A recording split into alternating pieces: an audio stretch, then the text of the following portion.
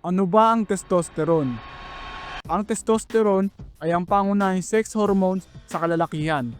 Ito ay mahalaga sa pagdevelop ng reproductive organ tulad ng testicles at prostate.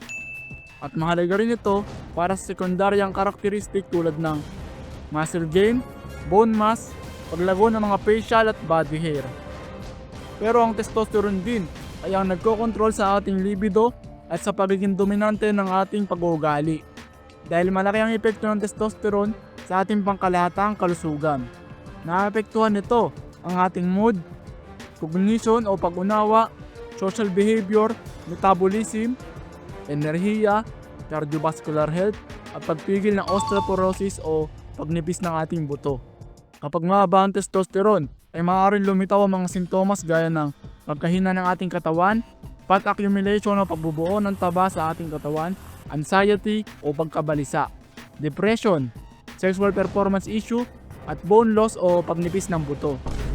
Gaano ka-importante ang testosterone sa lalaki? Napakahalaga ng testosterone dahil sa kanyang mga papel sa ating reproductive health, gaya ng libido at pati na rin ng sperm production na dahilan din kaya naman mahalaga ang testosterone upang makabuo ng bata. At kapag sobrang baba naman ang testosterone ay maaaring mabaog ang isang lalaki. Physical health, nakakatulong ang testosterone sa ating muscle strength, muscle growth, bone density, body composition upang makagalaw tayo ng tama at mabilis mag-recover ang ating katawan. Emotional at mental health, nakakatulong ang testosterone upang maayos ang ating mood regulation at maging positive thinker tayo bilang isang tao. Energy level, isa ito sa pinakamatinding epekto ng testosterone sa katawan. Dahil kapag nasa wastong level ng testosterone mo, ay hindi ka madaling mapagod, maibigay mo ang maximum potential ng katawan mo. General well-being, sa mga nabanggit ko, yun na yun. Gaya ng cardiovascular function, metabolism, etc. Ang average testosterone ng mga Pilipino ayon sa isang pag-aaral noong 2020 na ang range ng total testosterone ng young adult Filipino male o lalaki na edad 21 to 40 ay 413 nanogram per deciliter, na which is napakababa na nito dahil below average ito sa buong mundo. Ano pa kaya ngayon? Dahil noong 2020 ay mga pikpa ang mga tao na sa ngayon ay napakalambot na at napakatatanga na ng mga Pilipino dahil ito sa mga habit at cultural lifestyle ng mga Pinoy na maihahalin tulad na dito ang mga karaniwang bisyo ng Pilipino gaya ng inuman lifestyle at ng pinakapambobo at tangang bisyo na vape na isa sa pinakadahilan ng pagbaba ng testosterone ng isang lalaki na kung ikukumpara tayo sa ibang bansa ay walang-wala tayong panama. Gaya na lang sa bansang Uzbekistan na nag-a-average ng 773 nanogram per deciliter ang kanilang testosterone. Well, dahil ito sa kanilang disiplina sa katawan at lifestyle ng mga tao dito. Sigurado ako, nusok lang sa mga Pilipino ang ating mga ninuno. Dahil sa unti-unting paglambot ng mga Pilipino dahil tayo ay may kultura na madaling impluwensyahan at madaling mauto. Na kung ano ang uso at sa tingin natin ay cool sa mata ay gagawin ng mga Pilipino. Kaya naman normal na lang sa atin ang obesity o overweight kasi tamad ang Pilipino. Dahilan nito ang lack of exercise, lack of quality sleep, unhealthy diet, stress at environmental na which is ang pangunahing dahilan ng pagbaba ng testosterone dahil kapag wala ka sa healthy environment ay mararanasan mo ang lack of sleep, lack of exercise, stress at malamang ay puro basura ang kinakain nyo dyan kaya kayo ganyan.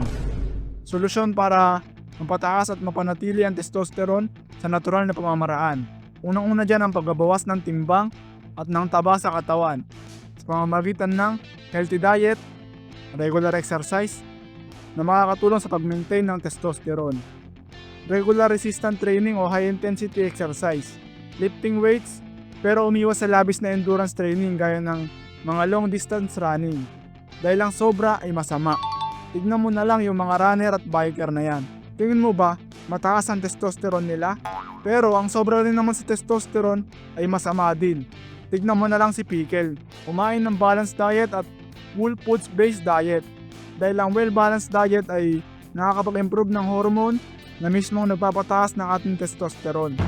Umiwas sa mga ultra-processed packing bullshit na pagkain na mataas sa sugar at low-fat extremes. Sapat na tulog o quality sleep. Ang kailangan mo lang naman dito ay maayos na tulog sa tamang oras. Iwasan ang cortisol spike, gawin ang mga relaxation technique at stress management, gaya ng meditation o breathing technique.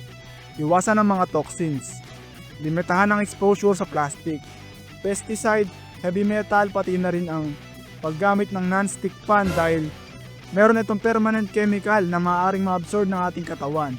In summary, ang testosterone ang pangunahing male hormone na mahalaga sa ating pisikal, emosyonal at pangkalahatang aspeto ng lalaki. Karaniwang antas ng testosterone sa Pilipino ay 413 nanogram per deciliter na which is napakababa. Bakit nga ba ang testosterone? Dahil sa obesity, sedentary lifestyle, poor diet, stress, poor sleep at environmental toxins. Ang solusyon, healthy weight loss, resistant training, good diet, sufficient sleep, stress management, toxins avoidance at kung kinakailangan ay magpakonsulta ng medikal na tulong o magpakonsulta sa doktor.